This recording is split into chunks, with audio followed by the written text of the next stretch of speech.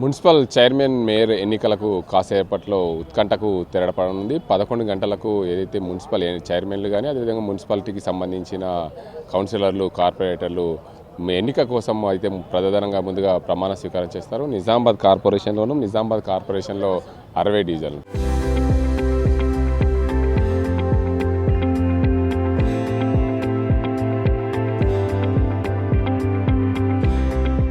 60 డివిజన్లకు 28 single largest పార్టీగా BJP గెలుచుకుంది. అదేవిధంగా 17 కాంగ్రెస్, 14 ఎంఐఎం, 1 బీఆర్ఎస్ పార్టీ గెలుచుకున్న నేపథ్యంలో కాసేపట్లో అయితే 11 గంటలకు కౌన్సిలర్లు ఏదైతే కార్పొరేటర్లందరూ ప్రమాణ స్వీకారం చేసిన తర్వాత 12:30 గంటల 30 నిమిషాలకు ఏదైతే చైర్మన్, డిప్యూటీ చైర్మన్ల ఎన్నిక, అదేవిధంగా కార్పొరేషన్కి సంబంధించి చూసుకుంటే మేయర్, డిప్యూటీ మేయర్ల ఎన్నిక జరగనుంది. ఇప్పుడు కాసేపట్లో అయితే ఉత్కంఠకు తెరపడనుంది. అయితే 2 రోజులుగా ఏదైతే నిజామాబాద్ జిల్లాలో 7 మున్సిపాలిటీలు ఉన్నాయి. 7 మున్సిపాలిటీల్లో ఒకటి నిజామాబాద్ కార్పొరేషన్ ఉంది. ప్రధానంగా కామారెడ్డిలో ఏదైతే 49 వార్డులకు గాను కామారెడ్డిలో 19 కాంగ్రెస్ గెలుచుకుంది, 16 బీజేపీ గెలుచుకుంది.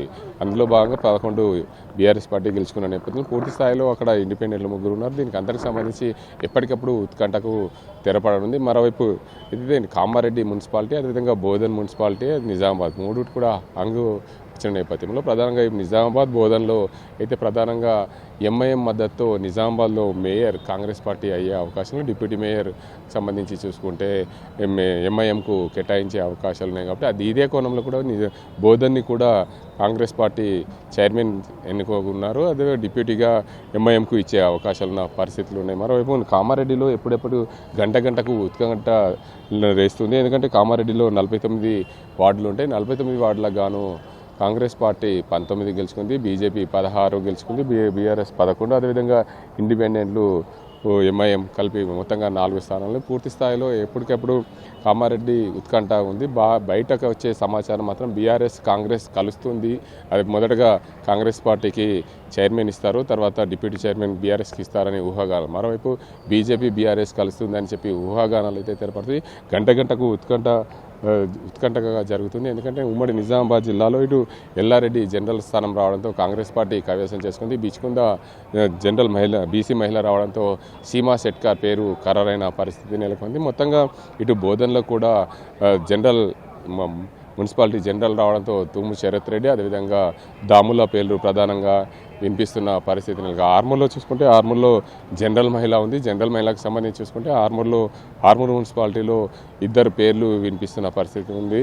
ఏదైతే లహరి, అదేవిధంగా తిరుమల సుమన్ పేర్లు ప్రధానంగా వినిపిస్తున్న పరిస్థితి. భీమ్గల్లో మాత్రం షీల్డ్ కవర్లో వచ్చే అవకాశాలు ఉన్నట్టు తెలుస్తుంది. భీమ్గల్లో బీసీ మహిళ అయితే నిజామాబాద్లో బీసీ ఏదైతే జనరల్ మహిళ రావడం, దీనికి అంతటి కూడా జనరల్ మహిళ ఏదైతే కార్పొరేటర్గా గెలవకపోవడంతో పూర్తి స్థాయిలో ఏదైతే నిజామాబాద్ మున్సిపల్ చైర్మన్ ఏదైతే మున్సిపల్ మేయర్గా ఎవరైతే ఉన్నారో మేయర్గా జనరల్ మహిళ లేకపోవడం, ఓడిపోవడంతో ఆ ప్రాంతంలో నిజామాబాద్లో పూర్తి బీసీ మహిళకు ఈ స్థానం వచ్చే అవకాశం ఉంది. కాబట్టి రాజకీయంగా అదే కులాల సమీకరణ, ఆర్థిక బల సమీకరణలు పరిశీలించుకొని నిజామాబాద్ మేయర్గా 4 పేర్లు అయితే ప్రధానంగా వినిపిస్తున్నాయి. పంచారెడ్డి లలిత, అదేవిధంగా కేతావత్ సురేఖ, కూరగాయల ఉమారాణి, దామెతో పాటు ఏదైతే బొంబోతుల పూజిత గౌడ్ల పేర్లు కూడా ప్రధానంగా వినిపించాయి. ఈ 4 పేర్లలో కులాల సమీకరణ, దానికి అందరికి సంబంధించి ఆర్థిక బల సమీకరణలు చూసుకొని నిజామాబాద్ జిల్లాలో 7 మున్సిపాలిటీలు, నిజామాబాద్ మేయర్ కూడా ఎన్నికకు సంబంధించి పూర్తి స్థాయిలో జిల్లాకు సంబంధించిన పీసీసీ అధ్యక్షులు మహేష్ కుమార్ గౌడ్, జిల్లా ఇన్ఛార్జి మంత్రి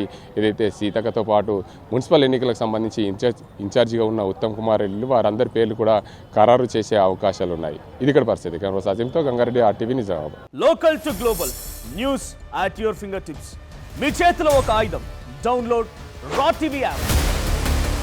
media legend Ravi Prakash is back.